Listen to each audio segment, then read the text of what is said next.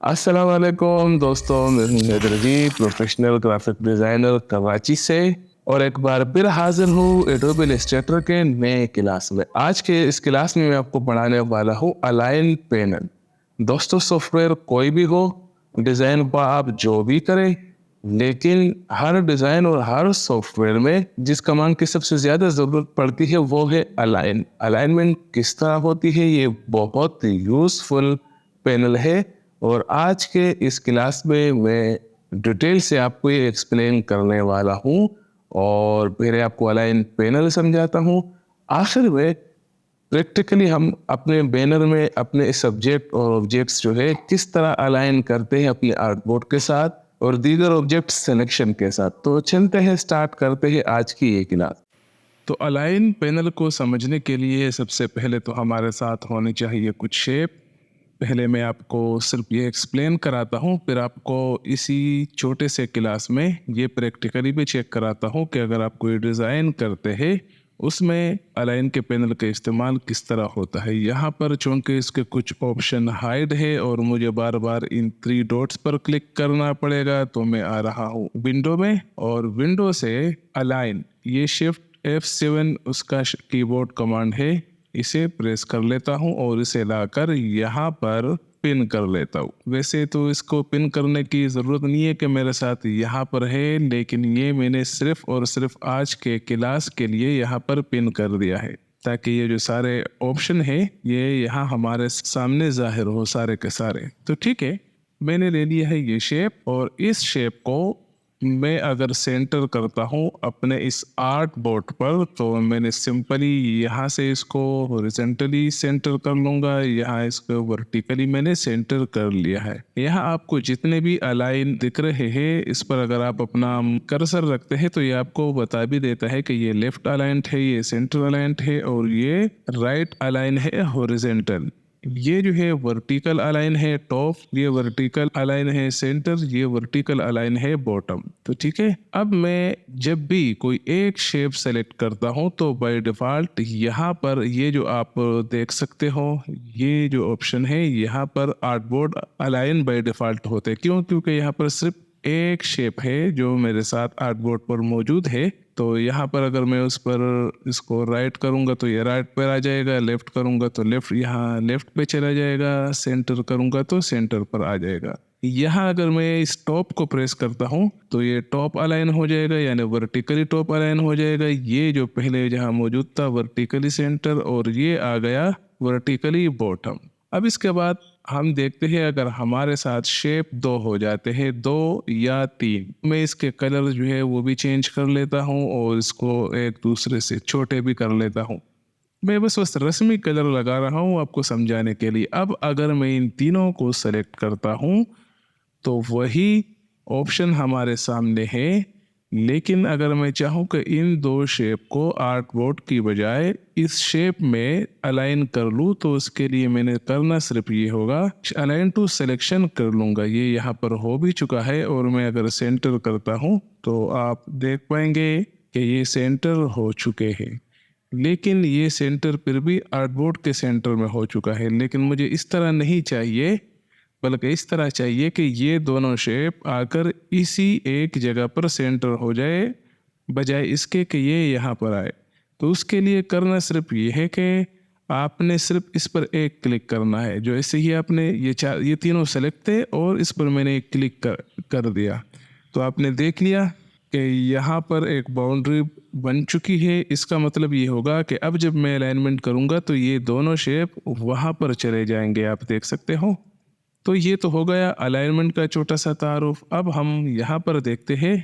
अच्छा, हमारे साथ यहाँ जो 3 टाइप के अलाइनमेंट दिख रहे हैं वो ये है, एक आर्टबोर्ड, दूसरा है अलाइन टू सिलेक्शन, दूसरा है अलाइन टू ऑब्जेक्ट। अच्छा, ये तो हो गया अलाइन टू सिलेक्शन जो अभी मैंने किया। अब तीसरा, ये जो तीसरा है, मैं इन सब को सेलेक्ट करता हूँ और इस पर क्लिक करता हूँ और फिर अलाइन करता हूँ तो आप देख पाएंगे कि ये जितने भी चीज़ें हैं ये सारी वहाँ चली गई, यानी इस येलो शेप के गर्द पर अलाइन हो गई। ये क्यों? ये इसलिए कि ये जो हमारा येलो शेप है, आप देख सकते हो मैं तीनों शेप एक साथ ला रहा हूँ तो जो सबसे ऊपर शेप है हमारा वो येलो है। अगर मैं इस शेप को सबसे ऊपर ले आता हूँ यानी कि पिंक शेप को, और अब मैं इन तीनों को अलाइन टू की ऑब्जेक्ट करता हूँ, तब आप देख पाएंगे कि जो हमारी दीगर शेप्स थे वो इसी पिंक शेप के गिर्द अलाइन हो चुके हैं। ये तो हो गए ये 3 ऑप्शन। अब आते हैं डिस्ट्रीब्यूट ऑब्जेक्ट। डिस्ट्रीब्यूट ऑब्जेक्ट के लिए मैं यहाँ कुछ शेप ड्रा कर लेता हूँ। ये शेप मैंने ड्रा कर लिए और मैंने इन सब को कर दिया सेलेक्ट। इन सबको सेलेक्ट कर दिया। यहाँ की जो स्पेस है इससे ज़्यादा है, और मतलब हर 2 शेप के बीच में जो स्पेस है उन स्पेस में डिफरेंस है, और मैं चाहता हूँ कि इन दोनों शेप्स के दरमियान जो स्पेस है ये बिल्कुल इक्वली हो। तो उसके लिए मुझे ये स्पेसेस डिस्ट्रीब्यूट करना पड़ता है, और यहाँ से मैं इसको डिस्ट्रीब्यूट करता हूँ तो आप देख सकते हैं कि इनकी स्पेसेस जो है वो यकसा हो चुके हैं। तो ये तो था वर्टिकली डिस्ट्रीब्यूट। अब अगर हमें हॉरिजॉन्टली डिस्ट्रीब्यूट करना हो तो उसके लिए कुछ नहीं करना, मैं इस शेप को ले आता हूँ और इसकी भी चंद कापियाँ ले लेता हूँ, और यहाँ इन सब को सेलेक्ट कर लेता हूँ, और अब आता हूँ हॉरिजॉन्टली डिस्ट्रीब्यूट कर लेता हूँ। तो आप देख पाएंगे कि इसका जो अलाइनमेंट है ये हो चुकी है। अच्छा, यहाँ पर ये बात भी नोट कर ले कि ये जो डिस्ट्रीब्यूशन है मैं इसको अनडू कर रहा हूँ। मैंने इसको अभी जो है ना लेफ्ट डिस्ट्रीब्यूट किया था, तब भी इसकी स्पेसिंग यकसा हो गई थी। मैं अगर सेंटर करूँगा तब भी जो है ना यही एक्शन आएगा, और अगर मैं राइट पर क्लिक करता हूँ तब भी ये एक जैसा ही डिस्ट्रीब्यूट होगा। हाँ, अगर इन शेप्स में कुछ डिफरेंस आ जाए तब जो है ना इनका रिजल्ट मुख्तलिफ हो सकता है, और वो जो है आप 1 बाय 1 अपने मतलूबा हिसाब से चेक भी कर सकते हो। तो ठीक है, अब आते हैं समझते हैं वर्टिकल डिस्ट्रीब्यूट स्पेस और हॉरिजॉन्टल डिस्ट्रीब्यूट स्पेस ये क्या काम करता है। जैसा कि आप देख सकते हो मैंने ये सारे शेप्स सेलेक्ट किए हैं, लेकिन मैं इनके स्पेसेस ज़रा चेंज कर लेता हूँ। अब आप देख सकते हैं कि इन तमाम शेप में जो मैंने सेलेक्ट किए हैं इनके बीच स्पेस जो है वो प्रॉपर नहीं है, और अब यहाँ देखते हैं तो ये फीचर आपको डिसेबल दिखेगा। लेकिन जैसे ही मैं यहाँ सिलेक्शन ऑब्जेक्ट करता हूँ यानी किसी भी ऑब्जेक्ट की सिलेक्शन करता हूँ, तो तब आप देख सकते हैं कि यहाँ हमें नंबर्स दिख रहे हैं, और ये है यहाँ का स्पेस। यानी अब मैं यहाँ पर 20px लिख के डिस्ट्रीब्यूट करता हूँ तो आप देख सकते हैं कि इन शेप्स के दरमियान जो स्पेस था वो 20 पिक्सल पर रह चुका है। इसी तरह अगर हम वर्टिकली इन सबको सेलेक्ट करके किसी एक पर चेक लगाते हैं और यहाँ इन्हें कमांड देते हैं कि 30 पिक्सल इसको वर्टिकल में स्पेस दे दिया जाए। सॉरी, ये मैंने 30 इंच किया था, 30 पिक्सल कर लेता हूँ, px आगे लिख लेता हूँ और इसे वर्टिकल स्पेस 30 पिक्सल पर करता हूँ। तो आप देख पाएंगे कि हमारा जो स्पेस था वो 3 पिक्सल पर हो चुका है।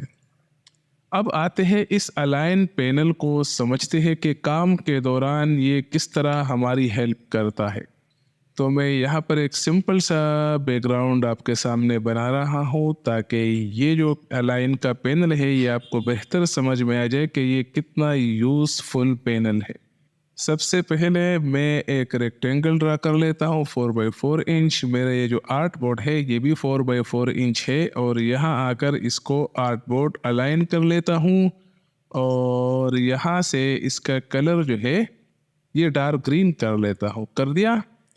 अब यहाँ से मैंने एक और रेक्टेंगल ले लिया, और इसका ये जो कॉर्नर है सिर्फ ये एक कॉर्नर डायरेक्ट सिलेक्शन टूल से मैंने सिर्फ ये एक कॉर्नर राउंड कर लिया, और इसका कलर मैंने ऑरेंज कर लिया। इसकी अलाइनमेंट टॉप कर दी, और अब लेफ्ट कर दूंगा तो ये यहाँ पर अलाइन हो चुका है। इसकी मैं कॉपी ले लेता हूँ, मिरर कर लेता हूँ, मिरर के बाद इसे यहाँ से हॉरिजॉन्टल राइट अलाइन कर लेता हूँ। तो टॉप तो पहले से था तो आपने देख लिया ये राइट पर आ चुका है। अब मैं अपने आर्ट बोर्ड को स्पेस बार प्रेस करके, या आप अपने टूल बार से हैंडल लेकर भी इसे मूव कर सकते हो, अगर डायरेक्ट सिलेक्शन टूल या कोई भी टूल आपने सेलेक्ट किया हो तो अपने कीबोर्ड से सिर्फ स्पेस बार प्रेस करेंगे तो ये हैंडल टूल अपीयर हो जाएगा। इससे आप अपने आर्ट बोर्ड को ऊपर नीचे कर सकते हो। तो ठीक है, अब मैं आ रहा हूँ पॉलीगॉन टूल पर। पॉलीगॉन टूल मैंने ड्रॉ कर लिया, इसको ज़रा रोटेट कर लेता हूँ।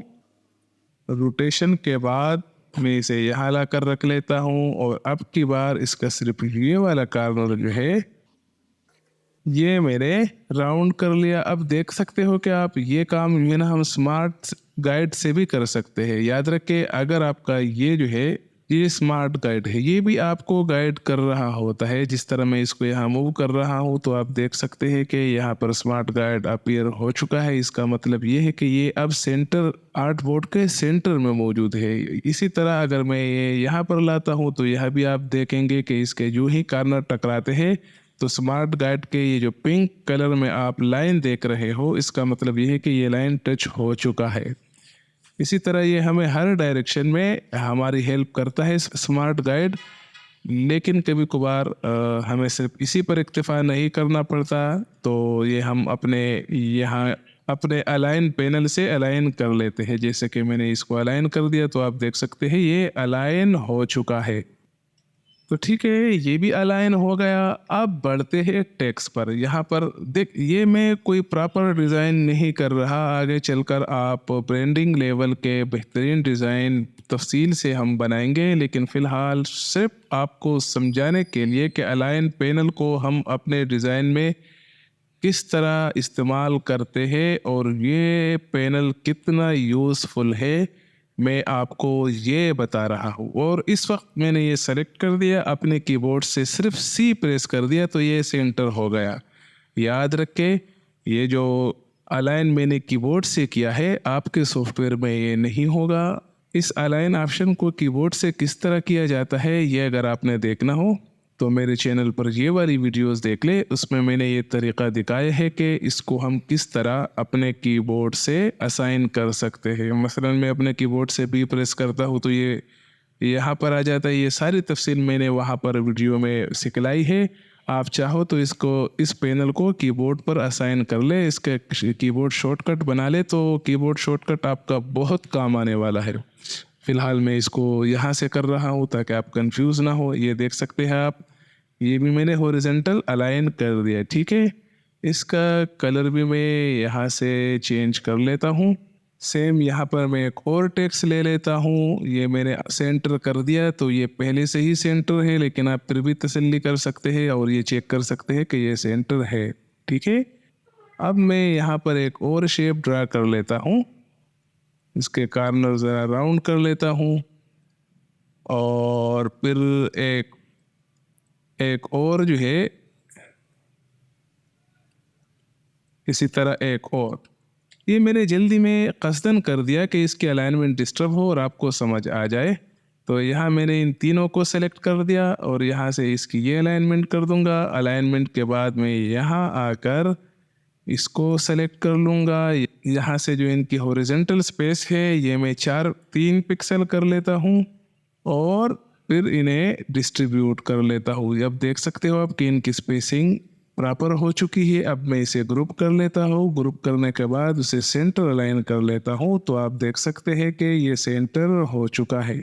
और अब मैं महसूस कर रहा हूँ कि इन शेप्स को मैं नीचे ले आऊँ तो इसे नीचे ले आए, कोई मसला नहीं है। इस दफ़ा 2 ऑब्जेक्ट सेलेक्ट है, बॉटम अलाइन कर रहा हूँ तो आप देख सकते हैं नहीं हो रहा। क्यों? क्योंकि इस वक्त 2 शेप सेलेक्ट है और ये हमसे मांग रहा है कि भाई आपने अलाइनमेंट किसके साथ करनी है। तो मैं यहाँ पर आर्ट बोर्ड को सेलेक्ट कर लेता हूँ, बल्कि आर्ट बोर्ड को सेलेक्ट नहीं कर रहा, इसी ग्रीन शेप को मैंने सेलेक्ट कर दिया और अब इस ग्रीन शेप पर क्लिक कर लूँगा तो आप देख सकते हैं कि ग्रीन शेप पर बाउंड्री बन चुकी है। और अब जो ही मैं बॉटम करता हूँ तो आप देख सकते हैं ये अलाइन हो जाएगा। अब यहाँ पर मैं एक पैराग्राफ ले लेता हूँ, इसकी सेंटर यहाँ से कर लेता हूँ, इसका कलर भी। तो उम्मीद है कि इस मुख्तसर काम से आपको ये बखूबी समझ आया होगा कि हम अपने डिज़ाइन को अलाइन पैनल से किस तरह कंट्रोल करते हैं। तो उम्मीद है दोस्तों कि आज की वीडियो से भी आपको बहुत कुछ सीखने को मिला होगा और ये वीडियो आपके लिए बहुत हेल्पफुल साबित हुई होगी। अगर आप मेरे चैनल में नए हैं तो प्लीज़ इस चैनल को सब्सक्राइब कर लें, वीडियोस को लाइक और दोस्तों के साथ शेयर ज़रूर कर लें। मैं आइंदा भी आपके साथ एडोबी इलस्ट्रेटर के कोर्स अगर तकमील तक पहुंचता है उसके बाद भी मैं वीडियो एडिटिंग, फोटोशॉप और प्रमोशन ग्राफिक्स पर बड़े डिटेल्ड कोर्सेज लाने वाला हूं। तो आप इस चैनल के साथ जुड़े रहिए। इंशाल्लाह मुझे उम्मीद है कि इस चैनल से आपको बहुत कुछ ऐसा सीखने को मिलेगा जो आपके प्रोफेशनल लाइफ में काम आ सके। तो इसी के साथ चाहता हूँ इजाज़त, मिलते हैं अगले क्लास में।